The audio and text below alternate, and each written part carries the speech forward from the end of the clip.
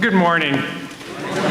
My name is Steve Seek, and I am honored to serve as your ministerial intern. Today's single 10 a.m. service is multi-generational. This service is designed to be meaningful to 7-year-olds and 47-year-olds and 87-year-olds alike. So please bring your presence into this community. Our opening words are the poem "To All My Friends" by Mei Yang. That I could be this human at this time, breathing, looking, seeing, smelling. That I could be this moment at this time, resting, calmly moving, feeling. That I could be this excellence at this time, sudden, changed, peaceful, and woke. To all my friends who have been with me in weakness, when waterfalls rush down my two sides. To all my friends who have felt me in anguish when this earthen back breaks between the crack of two blades. To all my friends who have held me in rage when fire tears through swallows behind tight grins. I know you. I see you. I hear you. Although the world is silent around you, I know you. I see you. I hear you.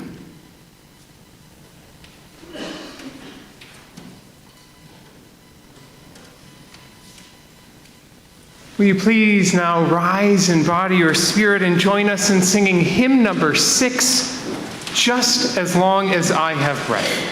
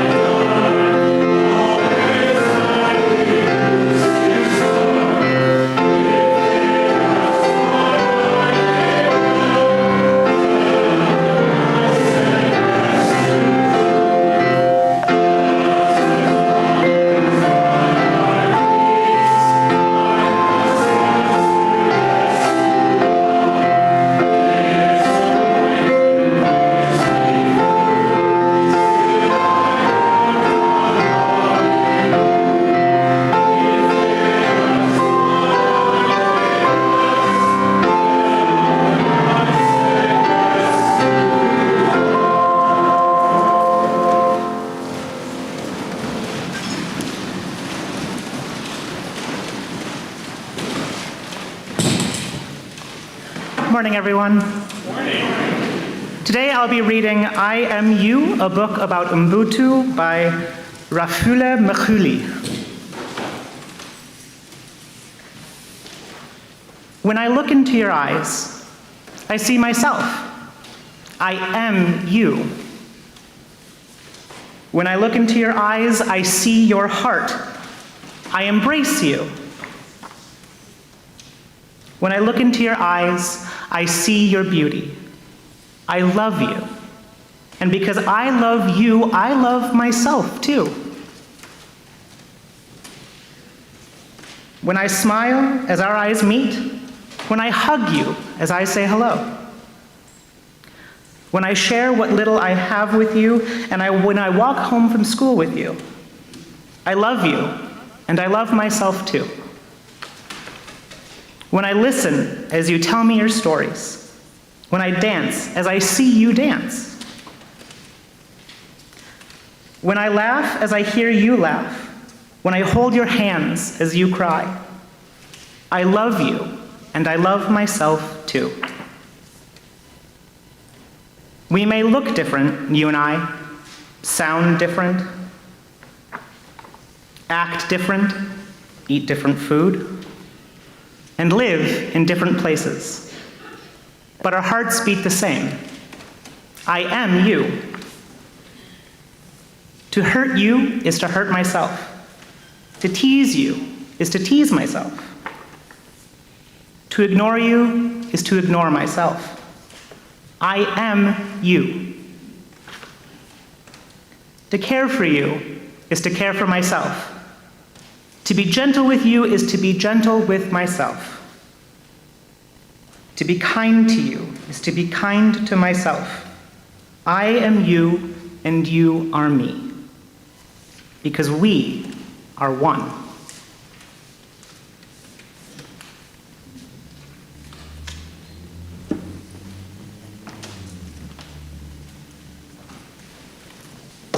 First Church, it is good to be with you today. I cannot believe this, but Wednesday starts the year 2025, which sounds like a science fiction year. And what a decade 2024 has been to live through, yes? But it's that time of the year where we make our New Year's resolutions. Are you making a New Year's resolution for 2025? Oh, that's a lot of no's. Okay, I gotta change the sermon. Okay. If you happen to have one, and this is no pressure, but if you happen to have an aspiration for 2025, feel free to share it with your neighbor if you like. I'll give you a minute.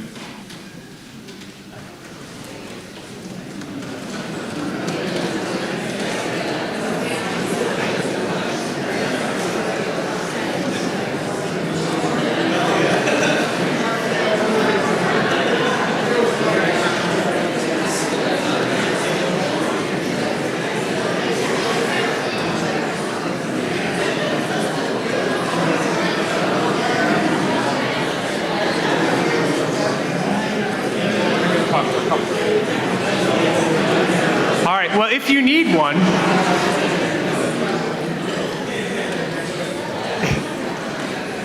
if you're in the market for a resolution, I Googled what are the most popular New Year's resolutions for 2025, and they are as follows. Save more money, eat healthier foods, get more exercise. Those were Google's top 3 resolutions. It was save more money, eat healthier foods, get more exercise. And those sound fine, right? Those are pretty standard resolutions. The problem with these resolutions, and with resolutions generally, is that we make them as individuals, as little islands in a big sea.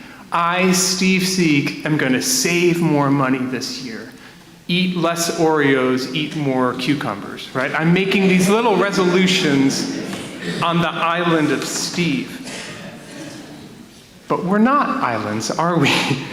We live in this world with 8 billion other people. We're in community. I am because you are. So you may say to yourself, okay, in 2025, I'm going to be nicer to people. I'm going to be nicer to people. And that's all fine and good in the little island of yourself, until you go out into the world with other people who have not made that same resolution.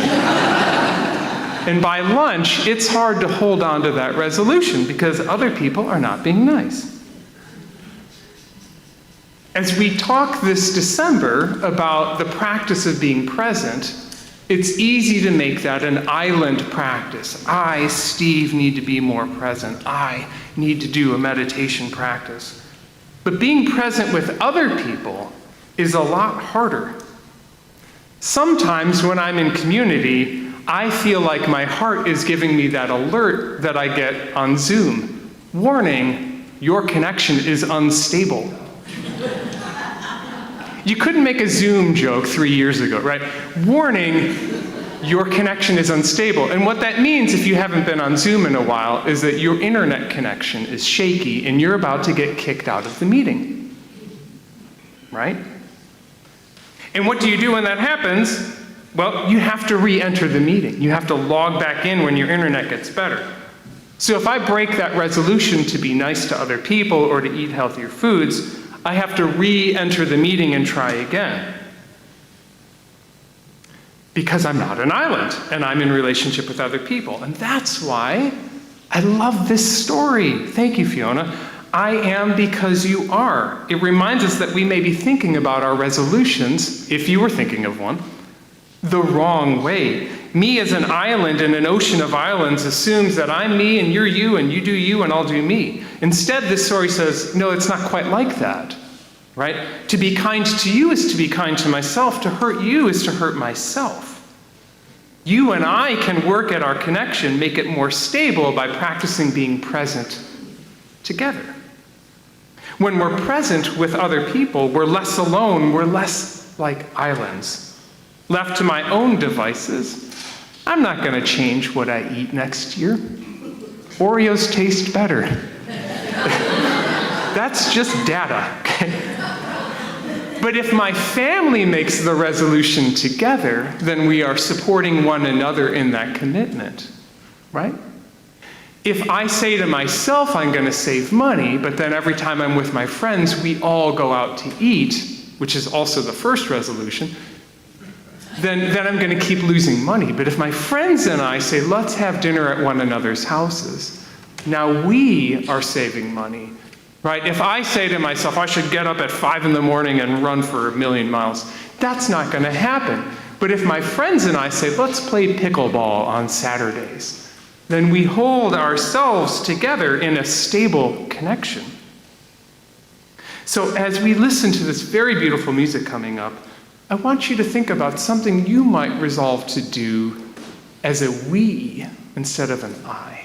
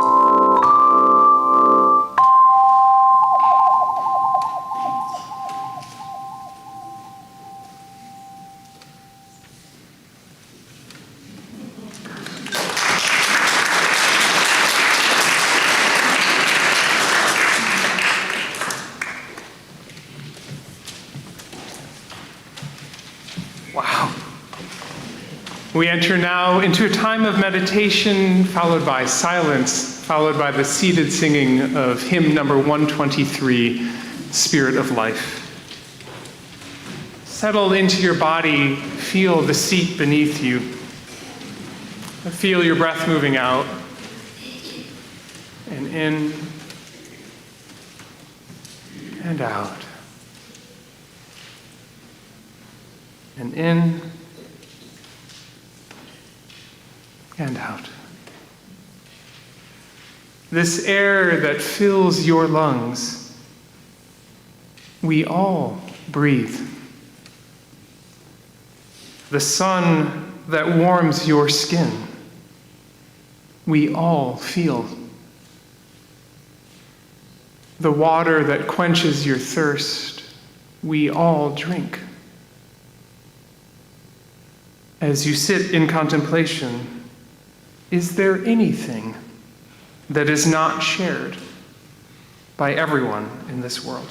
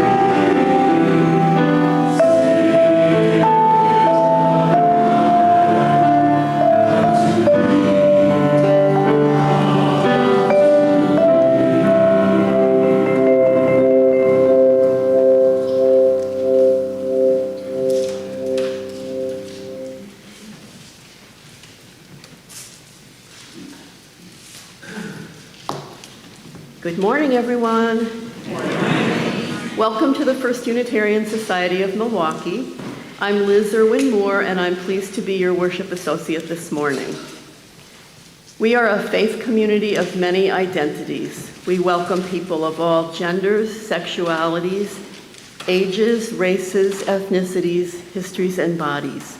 We welcome your mind, your heart, and your spirit. We welcome all you are carrying with you today and all your heart longs to set down. We welcome everybody watching online as we live stream this service. Hello out there. We enthusiastically welcome guests joining us today. We invite you to fill out a welcome card located in the pew rack in front of you and drop it into the offering plate that will come around shortly. After the service, please join us for a social hour in the Leanhouse Common Room. Some notes regarding accessibility. Hearing assist devices are available at the back of the sanctuary, so are large print hymnals and orders of service. You can also find worship activity bags for children and anyone else who wants one. There's a fragrance-free area in the right front pews, and if you're watching online, you can enable YouTube's closed captioning on your viewing device.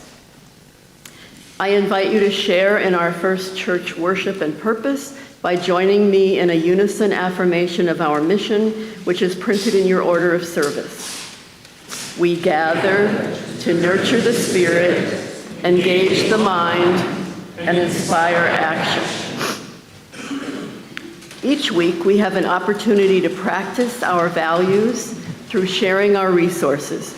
Our pledges are at the core of our spiritual practice of generosity. In addition, the church shares half of all the non-pledged cash in the offering plate with a community organization practicing our value of interdependence. Today, we share the plate with East Side Senior Services, which helps older adults in Shorewood and on the East Side live independently and stay connected to their community. The offering will be gratefully received as we remain seated while singing hymn number 1031, Filled with Loving Kindness.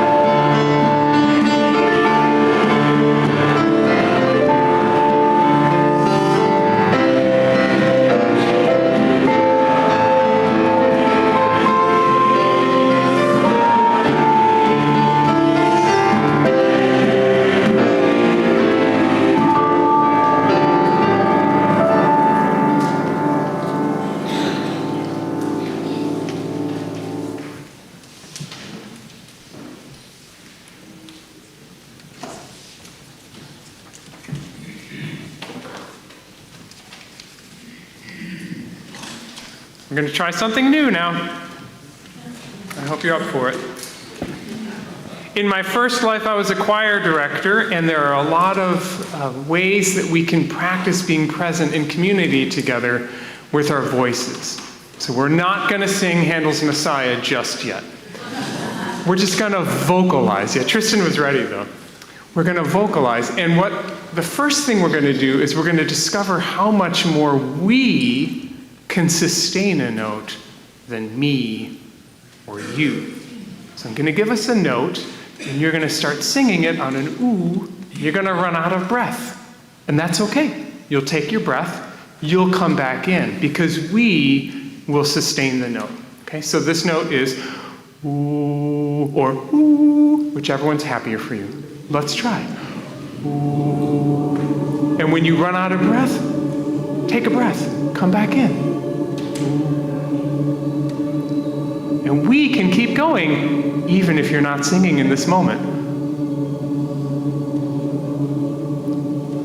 Perfect. A plus. Good. Let's make it more interesting. We're going to sustain this note, and if you like, this is not a requirement, if you think there's another note that could be added to our note that would make it more beautiful, that's the rule. It has to make it more beautiful. If you can think of another note that would make the note that we're holding more beautiful, whenever you're ready, you can add it. In the meantime, the rest of us will hold that first note. If you want to add something else, go for it.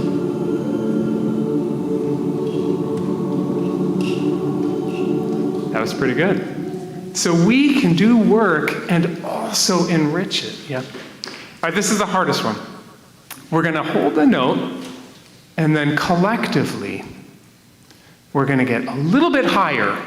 Not a lot higher. Not like, ah! We're going to hold a note, and we're going to agree when we've reached high enough without me showing you anything. This is the practice of presence in community.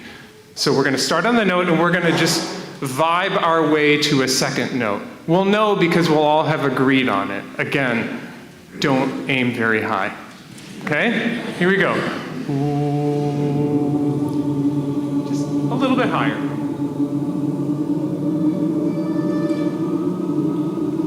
And now you got to agree.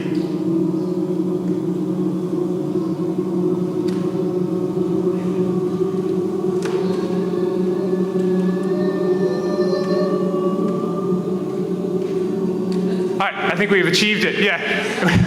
We had one strong outlier, and I liked her. We have the power to hold something longer than any one of us. We have the power to make something more beautiful than any one of us. We have the power to move our work higher and higher any more than any one of us could.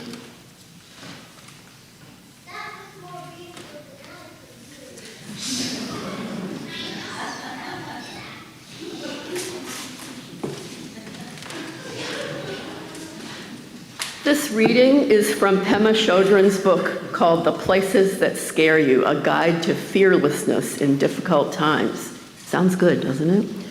Compassion is not a relationship between the healer and the wounded. It's a relationship between equals. Only when we know our own darkness well can we be present with the darkness of others. Compassion becomes real when we recognize our shared humanity. I've been wondering this month, how could we bring healing to our communities through the practice of being present to each other? Our country is deeply divided now. I think we're going to have to find our way back to each other somehow. I don't know how this will happen on a grand societal level.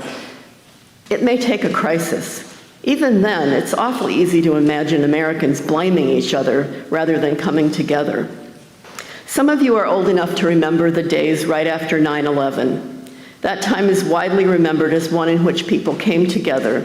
Just about everyone was in shock and wanted to do whatever they could to help the people who had witnessed and responded to the horrors of that day.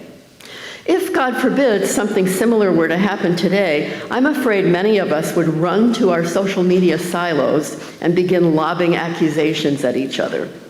I really don't know how we fix that, short of permanently disabling the internet.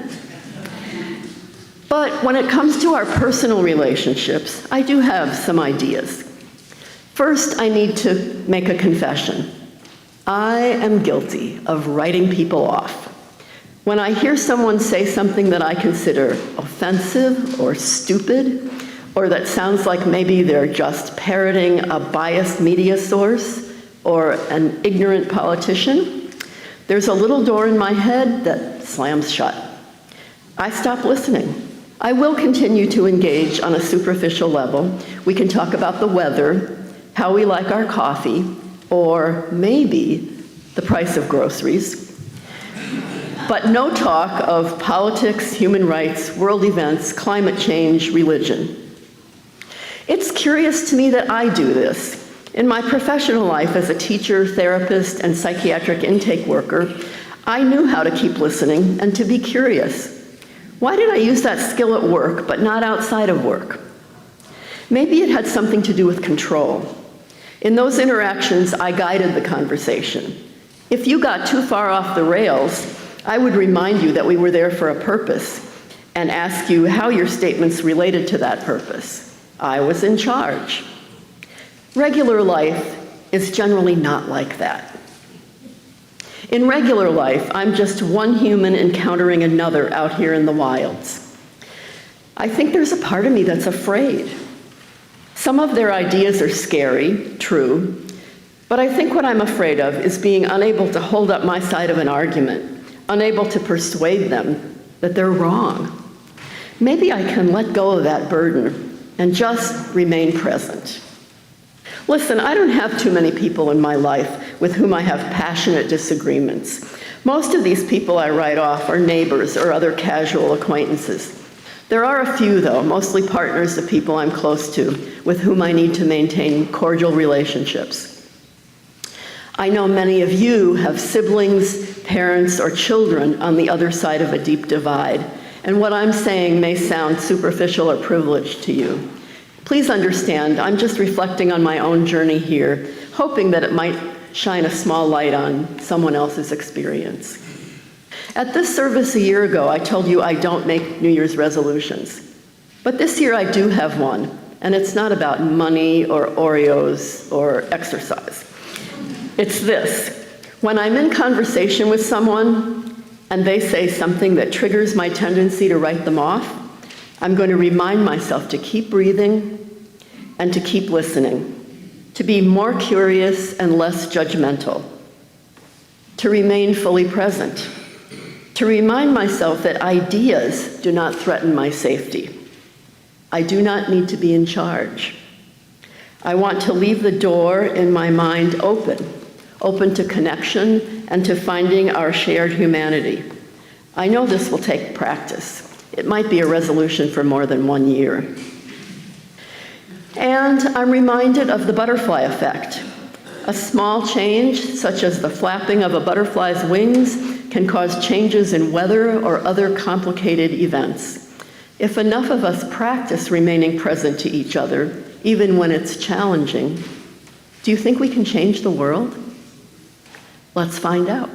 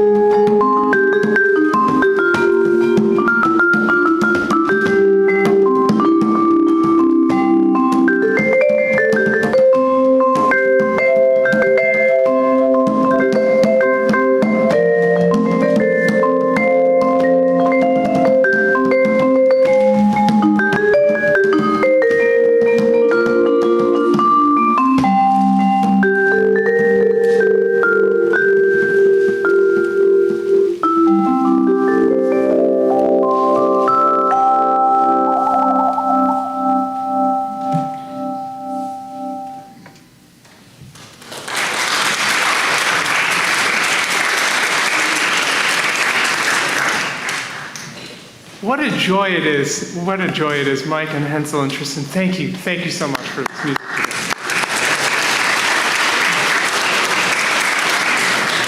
I have a very short reading from Paul's letter to the Hebrews. It's in chapter 10, 24 to 25. It's so short that I'm going to read it twice. And let us consider how we may spur one another on toward love and good deeds, not giving up meeting together as some are in the habit of doing, but encouraging one another. It goes, and let us consider how we may spur one another on toward love and good deeds, not giving up meeting together as some are in the habit of doing, but encouraging one another. So let's start with a brief history here. This letter is almost 2,000 years old, shortly after the time that Jesus of Nazareth died. Paul was a scholar who had been fighting against the movement of people that were hanging out with Jesus, and then he had a powerful experience, changed his mind, changed his name, and became very active in promoting Jesus' life and teachings. So Paul went around the Mediterranean Sea, mostly in Italy and Greece, planting communities in this Jesus movement. And he was really good at starting communities. He'd get his big Paul energy into the room, and a bunch of people would come, and they would start a community, and then he'd say, okay, now I'm going to go on to the next community. Do you got it from here? And they'd say, we got it, Paul. And he'd say, are you sure? Because I'm going to be leaving now. And they'd say, we got this. And then as soon as he'd get to the next community, he'd get a letter from them saying, help, everything's on fire, we don't have this. And so what we have now are a lot of letters from Paul to those communities, the one in Corinth, the one in Thessalonica, the one in Rome, saying, dear beloveds, this is Paul, I greet you, blah, blah, blah. Here's my friend Timothy saying hi. Why are you being weird? Stop being weird. Grace and peace, Paul. And I bring this letter up, this little passage, because what a comfort it is to know that people would commit to meetings and then back out of them 2,000 years ago. There's some peace in that, right? So this excerpt gives us two things. Don't give up on meeting together, and encourage one another. So the bad news is people give up on meeting with one another throughout history, throughout geography. What a comfort to know that people have been flaking on their commitments, right? It's part of what it means to be a person. When the going gets tough, I'm just going to stay home and watch TV. When I do this, I tell myself some things. I tell myself that I'm recharging my batteries. I tell myself that it is self-care. But there's no escaping the bad news that Paul is bringing up 2,000 years ago. I am very capable of giving up meeting together as some people are in the habit of doing. Some people? Do you mean us humans? The community is calling me to gather and I hit the snooze button. Maybe tomorrow, maybe next year. But First Church, here is the thing. We are entering this year, 2025, and this is not the year to fall asleep on. We will need to check and recheck the stability of our connection this year.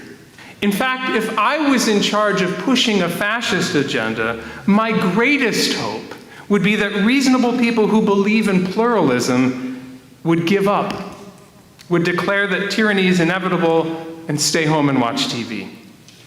So I remember Mei Yang's words, although the world is silent around you, I know you, I see you, I hear you. And I would add, I show up for you. We do not give up. We do not accept the loss of fundamental rights of humans, or the fundamental loss of the capacity for all of us to flourish. We do not accept that. We will not be dropped from the Zoom meeting because of unstable connections. We will not give up on meeting together. And that's the good news of that quote, right? Encourage one another, spur one another on toward love and good deeds. Show up in your presence in community. But let's not do this as a burden, as an ought, the way most of our resolutions are. Let's do this because it's pleasurable. It's encouraging. It's satisfying to be in a room like this with you. When we're present in community here on Sundays, it's joyful. When we're in a small group, we feel encouraged and loved and seen and heard. When we sign up to do the work in the community, we encourage one another in good deeds. I need to share a secret. I'm an introvert. Yes, I did spend 25 years standing in front of big groups of people, leading them and singing, and yes, I'm going to spend the next 25 standing in front of big groups of people. But what that means is every day when I go home, I'm totally exhausted. Yeah? I'm completely exhausted. It is always easier for me to be by myself than to log into the Zoom meeting called Life with Other People. I would rather stay home. So why? Why log into this meeting? Well, as we sang, say yes to life. Say yes to truth. Tell them I said yes to love. We've covered a lot in a short amount of time, so particularly for our younger congregants here, let's recap what we've done here. We talked about how I am because you are, that we're not islands unto ourselves. I'm here with you, you're here with me. We're sharing joy and sorrow together. We're sharing our hopes and fears. We've talked about what it means to be present in community with one another. When we listen to one another, we can sustain something much longer than any one of us can. We can make it more beautiful than any one of us can. We can lift it higher together. We talked about how we don't need to be the better, less wounded, more perfect person to be with you. We can be present in community in our darkness, in our incompleteness, in our woundedness. We can just be present in our shared humanity. We've talked about how we should not give up on meeting together. Not now, not in this time. We will not concede in advance. And while hiding under your blanket is the most human thing in the world, so much so that people have been writing about it for millennia, we will not give up on being present together. And we talked about encouraging one another, that being together is joyful. But now that I'm saying all this and I'm looking at our youngest ones, I think maybe that's too much to remember. So let's say it this way. Gather to nurture the spirit, engage the mind, and inspire action. May it be so.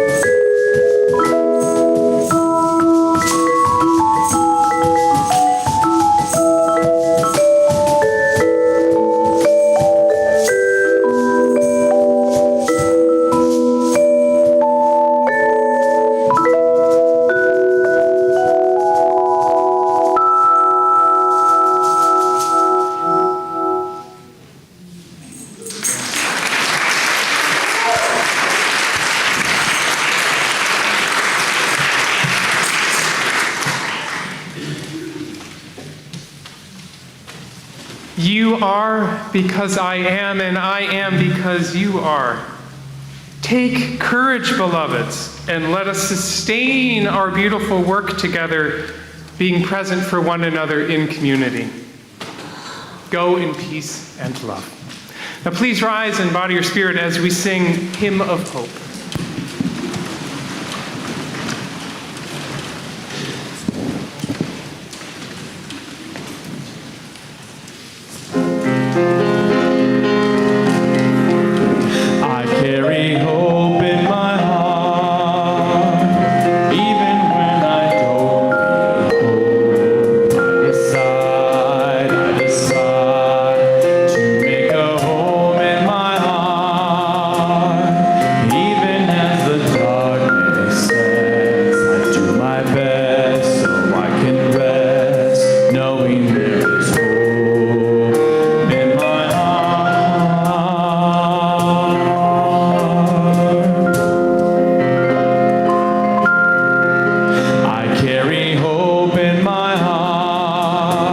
The